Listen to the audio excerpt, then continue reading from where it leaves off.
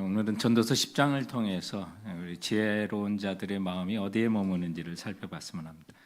오늘 2절 말씀에 보면 약간의 오해를 가져올 수 있는 그런 구절이 있는데, 지혜자의 마음은 오른쪽에 있고 우매자의 마음은 왼쪽에 있느니라. 야, 이거 우파가 최고인가? 뭐 이런 생각을 할 수가 있는데, 오늘 이제 이 말씀을 주신 것은 솔로몬이 이제 BC 한 950년대 사람이니까 지금으로부터 한 3,000년 전에 주신 말씀이고요.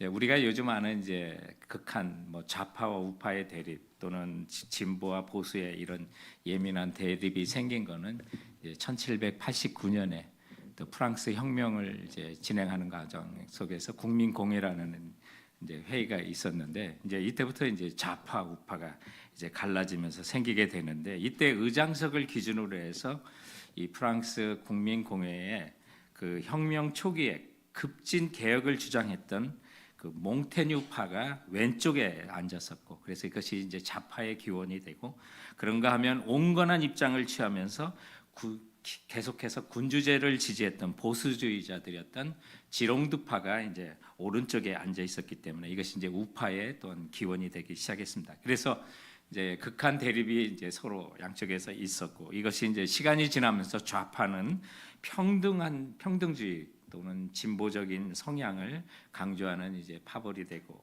또 우파는 기존의 질서를 중요시 여기고 안정을 중시하는 보수적인 성향을 나타내는 용어가 되어 있습니다. 그런데 오늘 이 절에 있는 이제 오른쪽 왼쪽 그런 개념은 결코 아닙니다. 그저 지혜자의 마음은 우편이다. 그래서 많이 이제 사람들이 힘을 쓰는 오른쪽에 좀 강조점을 둔 거고, 우매자는 왼편이다라고 하는 이제 그런 차원에서 중요한 거는 지혜로운 마음들이 어디에 쏠려야 되는지, 어디로 향해야 되는지를 알려주는 그런 말씀이 되는 것입니다. 그런데 오늘 또한 10절 말씀에 보면 철현장이 무뎌졌는데도 나를 갈지 않으면 힘이 더드느니라. 오직 지혜는 성공하기에 유익하니라. 우리가 인생의 성공은 세상의 성공하고는 그리스도인의 성공은 개념이 다른 거죠. 세상에서는 뭐 높은 자리에 올라가고 돈 좀 벌으면 되지만 그건 다 하늘나라까지 이어지는 것이 아니기 때문에, 우리는 주님이 인정하시는 삶에 또 열매를 얻는 것이 진정한 성공이고, 또 그것이 필요한 사람들에게는 지혜가 있어야 되는데, 그런데 우리가 인생을 살다 보면 우매함이 순간순간 자리 잡고요, 또 지혜롭다 했는데 시간이 지나면서 그런 지혜로움이 무뎌지는 경향이 있다는 거죠. 그래서 마치 나무를 패는 도끼의 날이 무뎌져서 그것을 다시 날을 갈아야 하는 것처럼, 내 인생 속에서도 내 삶의 어떤 습관 속에서도 우매한 것이 혹시 자리 잡은 것은 아닌지, 그래서 우리가 열매를 더 크게 맺고 또 과실을 굳게 또 맺기 위해서는 가지치기라는 게 있지 않습니까? 그것뿐만 아니라 농사 짓는 많은 어른들은 채소나 곡식을 경작할 때도 잡초나 상한 것들을 골라내는 이런 김을 맨다 이런 표현도 하시고, 또 솎아준다라고 하는데, 바로 오늘 이제 이 말씀을 통해서 우리 삶의 우매한 것들을 가지치기 하고 또 김을 매고 솎아주면서 지혜로운 우리의 삶들을 주님이 인정하시고 말씀이 가르치는 지혜로운 삶에 우리의 마음을 좀 거기다 두었으면 한다. 그런 뜻에서 오늘 본문의 내용을 하나둘씩 살펴봤으면 하는 겁니다. 그래서 이 지혜를 가르치는 전도서에는 우매하다, 우매한 것을 버리라 이런 표현들이 30번이나 나요. 그런데 오늘 우리가 읽었던 전도서 10장 요한의 우매자 9번이나 등장해서 거의 전도서의 3분의 1의 우매라고 하는 단어가 10장에 있기 때문에 지혜와 우매를 대조함으로써 우리 지혜로운 자는 어디에 마음을 둬야 되는지를 명확하게 가르쳐주는 그런 교훈들이 있어서 그 내용을 살펴보는 것입니다. 자, 그래서 지혜자의 마음이 머무는 것이 어떨까? 첫 번째, 오늘 본문이 말하는 것은 작은 실수도 소홀히 하지 않는 거예요. 작은 일도 신중하게 생각하고, 또 미어서 세상적으로도 보도 좀 연약한 사람, 또 힘겨워하는 사람들 소홀히 여기지 않고 그들을 돌보고 또 그들에게 사랑을 주는 이런 모든 일들이 지혜로운 사람들의 마음이 머무는 장소라고 하는 거예요. 오늘 본문의 1절에 보면 죽은 파리들이 향기름을 악취가 나게 만드는 것 같이 적은 우매가 지혜와 존귀를 난처하게 만든다. 이런 이제 고대 근동 지방에서 종종 그 감람나무 열매를 기름 짜서 올리브유죠. 네. 이 솔로몬이 살았던 그 시대에, 근데 그것이 향기까지도 나는 그런 기름이 있었습니다. 그런데 거기에 정말 파리 한 마리가 들어가는, 거기 죽어 있는 거예요. 파리는 얼마나, 여러분 파리가 큽니까? 크진 않아요. 그런데 그게 죽어가면서 또 상해가면서 향기로운 기름에 악취가 나게 하는 일이 있었기 때문에 그 당시 일상 속에서 벌어지는 그 일을 가지고 비유적으로 얘기하는 거예요. 이것은 우리가 정말 작은 일도 거기에 소홀히 할 때 어떤 일이 발생하는지를 보는 거예요. 작은 실수나 잘못을 소홀히 여길 때 그것이 더 커지는 그런 우매한 사람들의 어떤 습관을 우리가 경계해야 된다는 사실을 보여주는 거죠. 최근에 우리가 매일 성경의 본문으로 하나님 말씀 묵상하는 그 내용이 느헤미야서입니다. 근데 참 느헤미야의 지혜가 참 탁월하구나. 성령님께서 함께 하시고 또 기도의 사람에게는 저런 지혜를 주시는구나라는 사실을 정말 매사 또 그의 행동을 통해서 깨닫게 되는데요. 그분의 어떤 내용들을 보면 조금이라도 문제가 커질 수 있는 그런 일에는 발을 들여놓지도 않는 그런 일들을 참 우리에게 모범을 보여줍니다. 특별히 하나님의 성전을 보호하고 또 하나님의 백성인 또 거주하는 예루살렘을 든든하게 세워가기 위해서 성벽이 무너진 것을 보강하는 장면들이 나와요. 그리고 성문을 견고하게 세워나가는데 그것을 정말 극도로 싫어했던 또 이스라엘 사람들을 극혐했던 그런 도비야라고 하는 산발랏이라고 하는 그런 이방인들이 있었어요.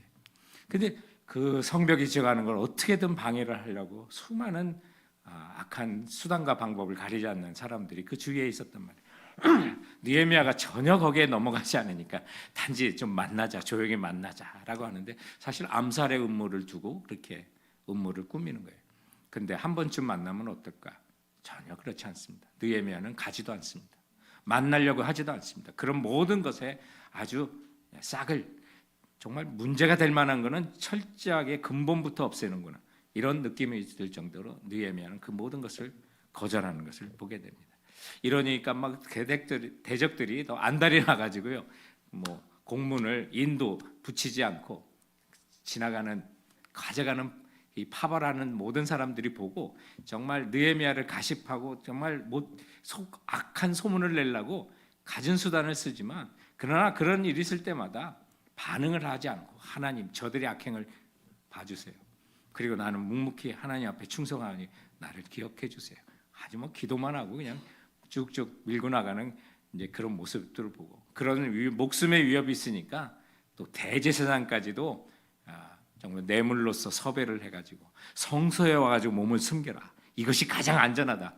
일반 사람도 못 들어오는 이곳인데, 그러나 그곳에 들어가면 하나님께서 정한 사람만, 레위인과 제사장만 들어가는 곳을 일반 정치인과 또 하나님 앞에 헌신한 느헤미야가 거기 가가지고 문제가 될 수 있는데, 이런 수많은 유혹 앞에 정말 빌미까지 제공하지 않는 느헤미야의 지혜를 보게 됩니다.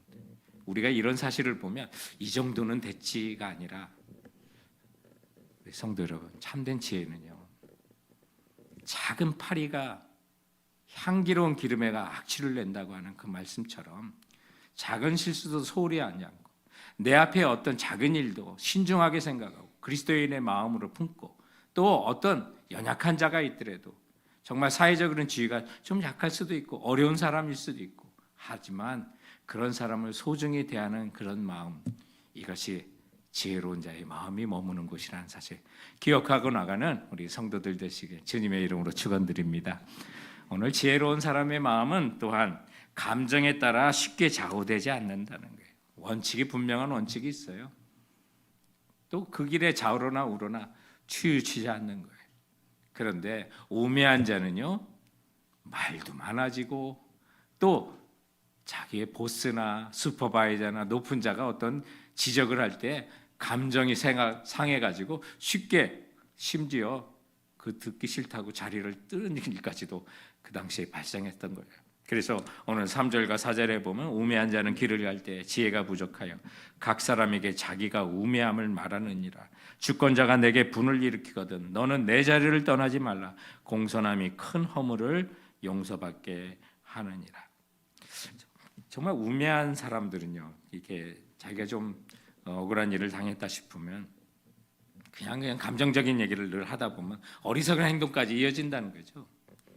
또 그런 또 마음을 품고 하는 얘기는 말이 많아질 수밖에 없고, 그래서 오늘 11장 이후에 나오는 것이 이제 언어 생활에 대한 얘기예요. 우매한 자의 말에 대한 얘기가 이제 반복적으로 이렇게 나오게 돼서, 그리고 또 훈계를 들어도 정말 삐딱하게 듣거나 심지어 듣다가 자리를 박차고 나가는 그런 일들이 그 당시도 있었던 거죠. 오늘날만이 아니에요.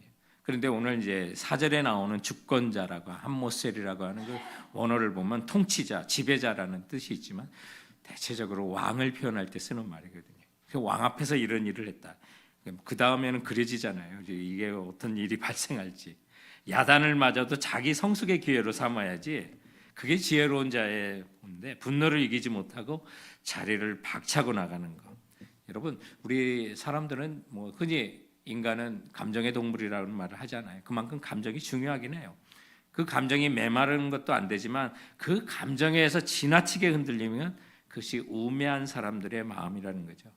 노와 분을 이기지 못하고 행동하면 작은 허물도 크게 되는 거고요. 그러나 자기의 감정을 잘 조절하고 노와 분을 가지치기를 하면서 또 나갈 때 그것이 지혜자의 마음이라는 사실을 알려주고 있는 거죠. 이것이 부단 성경에만 있는 진리가 아니라 이런 세상에도 많은 부분적인 성경의 진리를 담고 있지 않습니까? 우리 중국에도 보면 진나라의 재상이자 또 재상이자 진시황의 아버지였던 여불이라는 사람이 참 지혜로운 그런 높은 사람이었거든요. 근데 이 여불이의 사람을 고르는 육컵론이라고 하는 게 있습니다. 6가지 시험을 통해서 그 사람의 됨됨이와 인격을 보고 인재를 등용하라고 하는 그런 원리예요. 이것이 중국에서 굉장히 오랫동안 그 사람의 됨됨이와 인품을 타진하는 6가지 시험 관문으로 오랫동안 전해져 오는 내용인데, 그 어떤 내용이냐면 첫 번째가 사람을 즐겁게 해주고서 그것에 얼마나 빠져드는가를 보라는 거예요. 두 번째는 그 사람을 기쁘게 해주고 그것을 얼마나 자제할 수 있느냐를 살펴보고, 세 번째는 그 사람을 괴롭게 하고 어디까지 참아내는가를 보고, 네 번째는 그 사람을 두렵게 해놓고 얼마나 그것을 나타내지 않는가를 보고, 다섯 번째는 그 사람을 슬프게 해놓고 얼마나 속으로 삭힐 수 있는지를 보고, 여섯 번째는 그 사람을 성나게 해놓고 얼마나 개의치 않는가를 보면서, 그런 감정 조절과 절제의 능력을 인재로 등용하는 중요한 덕목으로 삼아라. 그것이 육컵론이에요.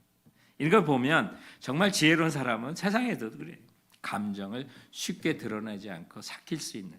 그러나 기도의 사람들은 이것이 또한 가능해요. 느헤미야 같은 경우도 보면 화를 내고, 이 산발락과 도비아 같은 보면 진짜 감정적으로 대처를 해야 되는데 하나님께 기도하면서, 하나님 저들의 악행을 기억하여 주세요.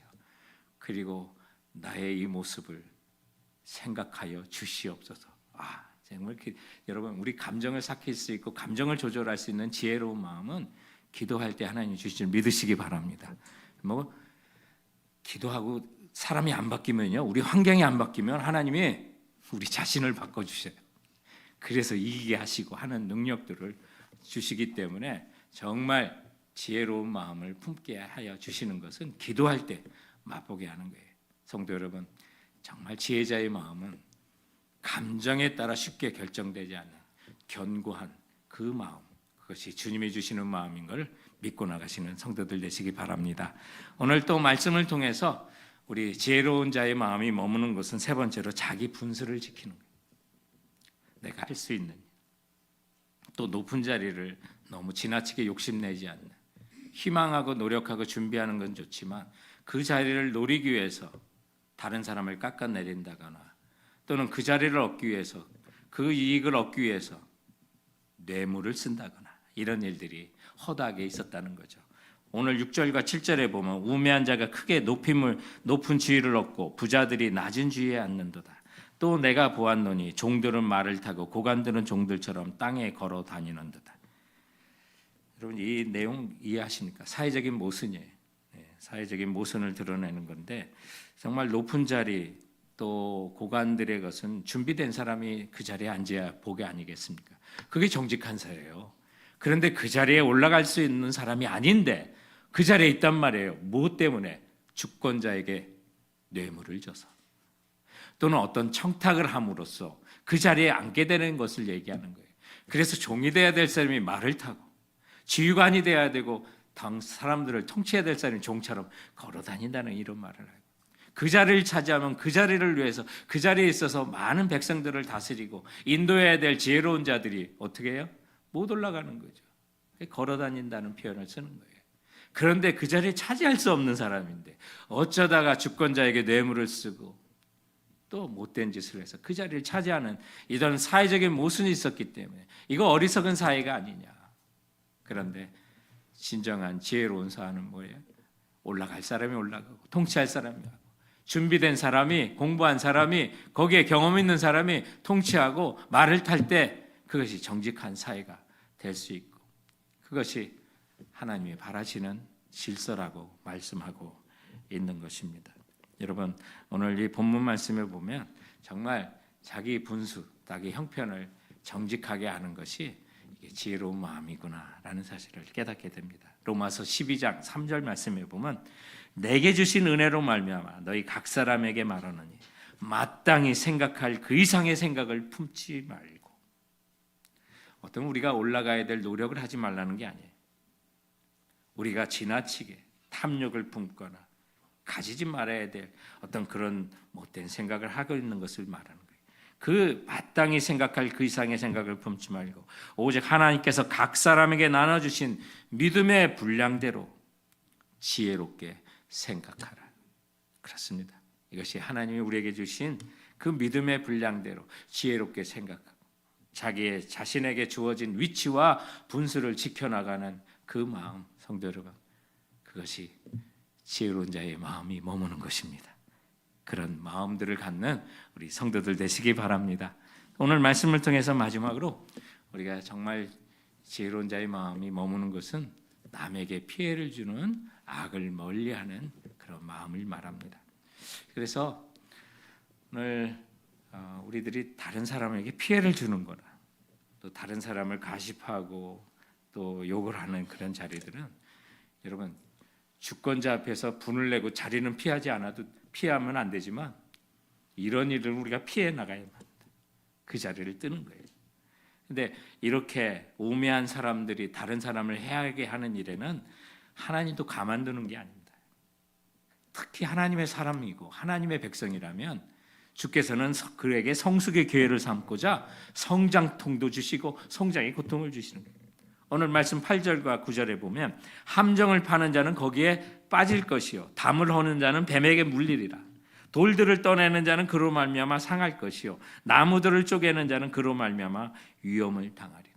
담을 허는데요, 여기 뱀에게 물린다는 표현을 하고 있어요. 그 도대체 어떤 담이길래? 3000년 전에 주신 교훈입니다.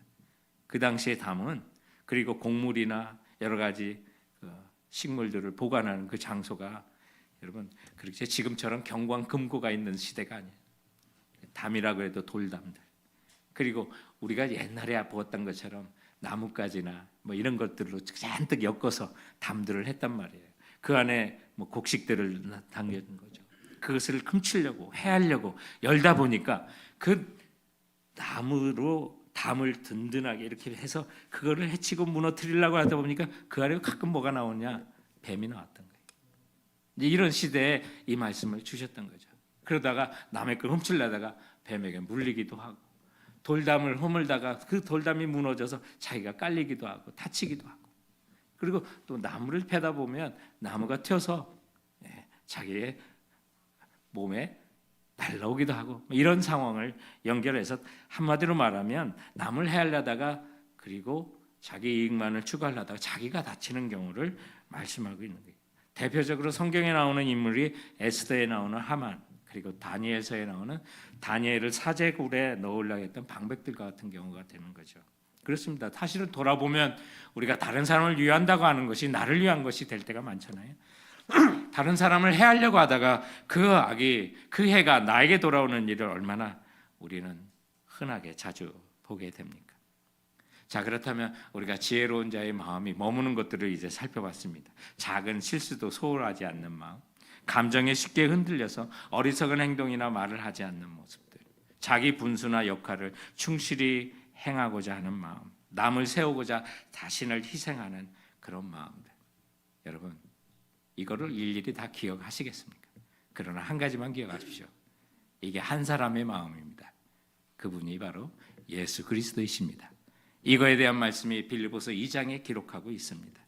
예수님의 모습, 그분의 마음을 말합니다. 같은 사랑을 가지고 한 마음을 품는 분, 허영이 없는 오직 겸손한 마음, 아니 남보다 자기를 낮게 여기는 마음, 하나님과 동등됨을 취할 것으로 여기지 아니하시고 십자가에 죽기까지 복종하신 그 마음. 그래서 빌립보서 2장 5절에는 정말로 지혜자의 마음이 머무는 것이 어딘지 우리에게 분명히 말해줍니다. 너희 안에 이 마음을 품으라. 곧 그리스도 예수의 마음이라고 말씀하고 있는 것입니다. 이런 자세한 내용은 잊어버려도 여러분 주님의 마음을 품으십시오. 주님의 행한 길을 따라가십시오. 그것이 지혜자의 마음이 머무는 바로 그것이 되는 것입니다. 그래서 주님 가시는 길을 나도 달려가겠습니다라고 하는 명확한 삶의 원칙만 있으면 순간순간으로 자라오는 작은 실수와 같은 유혹들, 우매한 우리의 앞에 있는 수많은 욕심 앞에 우매한 삶으로 빠지는 그런 위험들, 우리는 피할 수가 있게 되는 것입니다. 이렇게 우매함에 흔들리지 않고 참된 지혜로 지금까지 추앙받는 한 믿음의 사람을 여러분에게 소개하고 싶습니다. 1970년대에 나왔던 영화 가운데 불의 전차라는 영화가 있습니다. 이것이 2016년에 다시 리메이크돼서 상영하기도 했는데 Chariot of Fire라고 하는 그런 영화입니다. 이 음악의 그 주제곡 음악이 너무 피아노 음악이 아름다워가지고 사랑 많이 받는 그런 건데요. 이 영화는 실존 인물을 이제 실화를 바탕으로 만든 영화이기도 합니다. 스코틀랜드 출신이었던 에릭 리델이라고 하는 사람인데 1924년도 파리 올림픽에서 100m 달리기 경주에 스코틀랜드 대표로 참가했던 선수입니다. 세계 모든 사람들이 이것은 에릭 리델이 금메달을 딸 것이라고 예측을 했습니다. 왜냐하면 그동안에 그의 기록이 가장 빨랐기 때문입니다. 그런데 이 100m 경기가 갑자기 경기 스케줄이 연기가 돼서 이 100m 경기 결승전이 이루어지는 날이 주일날로 잡히게 된 것입니다. 그런데 갑자기 경기 스케줄이 연기된 이 소식을 듣고 에릭은 이 100m 경기 결승전을 포기합니다. 스포츠 최고의 영광인 올림픽의 금메달을 포기하고 주일의 경기를 뛰지 않기로 그는 결정합니다. 그날을 온전히 하나님께만 드리고 싶다고 말합니다. 주변 사람들과 국민들은 엄청나게 그에게 비난을 하고 요구를 합니다. 자기의 10년은 굳히지 않고 경기를 포기한다는 것, 다른 것도 아니고 그것도 올림픽인데 온 국민의 원성을 들으면서까지 그렇게 할 필요가 있었겠느냐. 주일 하루만큼 너 혼자 예배 드리면 되지 않느냐 등등 여러 가지 요구가 있었지만 에릭은 그 어떤 이유로도 하나님을 예배하는 주일을 지금도 걸러본 적이 없고 온전히 드리는 것이 자기 삶의 목표였기 때문에 그날도 그에게는 단순히 일주일 중에 하루가 아니라 올림픽보다 더 중요한 삶의 원칙, 하나님의 영광을 위해 달리기 하겠다는 그 원칙에 위배됐기 때문에 그런 100m 경기를 거부했던 것입니다. 그에게는 군중도 중요했고 나라도 중요했고 자신의 명예와 영광도 중요했지만 하나님의 영광 앞에는 이 모든 것을 내려놓을 수 있었다고 말합니다. 그리고 그는 이렇게 말합니다. 관중도 아닙니다. 나라도 중요한 게 아닙니다. 나의 명예와 영광이 중요한 게 아니라 나는 하나님을 위해 달리는 것이 더 중요합니다라고 고백합니다. 그리고 그는 100m를 포기했고 우여곡절 끝에 그 다음에 일어나는 400m 경기에 한 번도 출전해보지 않았던 선수가 그 경기에 참여합니다. 그리고 놀랍게도 단거리 선수는 200m까지는 잘 달려도 400m는 금메달 따기가 힘듭니다. 그런데 에릭 리델은 그 400m에서 금메달을 땁니다. 그리고 나중에 그는 이렇게 간증합니다. 자기가 400m에서 금메달을 따고 성공할 수 있었던 비밀이 있습니다. 처음 200m는 내가 최선을 다해서 달렸습니다. 그리고 빨리 달렸습니다. 그리고 그 뒤에 200m는 하나님이 도와주셔서 나는 더 빨리 달릴 수가 있었습니다. 사랑하는 성도 여러분, 그에게는 흔들리지 않는 삶의 모든 부분에서 하나님께 영광을 위한 그의 마음을 드리는 원칙이 분명히 있었기 때문에 이런 삶을 살 수가 있었던 것입니다. 에릭은 올림픽 이전의 삶이나 이후의 삶을 보면 그의 행동은 변함이 없다는 것을 보게 됩니다. 저는 이 설교를 준비하면서 구글 사전에서 에릭 니델의 삶을 봤는데 거기에 다음과 같이 구글 사전이 이렇게 막 그의 마지막을 소개하고 있습니다. 영화 불의 전차 주인공 에릭 니델은 올림픽 금메달리스트가 된 후 선수 생활을 접고 중국으로 23살에 선수 생활을 접고 중국으로 건너가 선교사가 되었으며 제2차 세계대전 중 일본군의 포로로 잡혀 수용소에 갇혀 있다가 43세에 병으로 생을 마감했습니다. 그는 수용소에서도 헌신적으로 아이들을 가르치고 아픈 사람을 돌보며 주님의 영광을 위하여 달렸습니다. 그리고 주님의 영광을 위하여 달렸다는 영화 속의 메시지를 실천한 인물로 기억됩니다. 성도 여러분, 우리는 수많은 우매한 선택을 우리 앞에 놓였을 것입니다. 그러나 주님의 마음을 품고 주님의 영광을 위하여 난 달려갑니다 라는 마음을 갖고 있다면 여러분은 지혜로운 마음으로 우리 인생에도 승리하게 될 줄을 믿습니다. 기도하시겠습니다. 조용히 눈을 감고